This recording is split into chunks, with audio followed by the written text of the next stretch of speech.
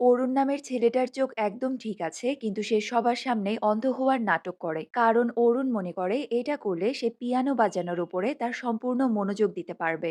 একদিন সে তার এক ক্লায়েন্টের বাড়িতে পিয়ানো বাজাতে আসে, কিন্তু পিয়ানো বাজানোর সময় হঠাৎই সে তার সামনে একটা লোকের লাশ দেখতে পায়। এটা দেখেই অরুণ মনে মনে খুব ভয় পায়, কিন্তু সে তার মুখের এক্সপ্রেশনে এটা বুঝতে দেয় না। কিছুক্ষণ পর অরুণ মেয়েটাকে বলে সে বাথরুমে যেতে চায়। মেয়েটা ইচ্ছে করে অরুণকে সেই লাশটার পাশে দিয়ে নিয়ে যায়, যাতে মেয়েটা কনফার্ম করতে পারে অরুণ আসলেই অন্ধ কিনা। বাথরুমে ঢোকার পর সে দেখে খুনি হাতে বন্দুক নিয়ে বাথরুমের ভেতরে চুপ করে দাঁড়িয়ে আছে, কিন্তু খুনিকে দেখে অরুণ কোনো রিয়াক্ট করে না। সে তার কাজ শেষ করে বাথরুম থেকে বেরিয়ে আসে।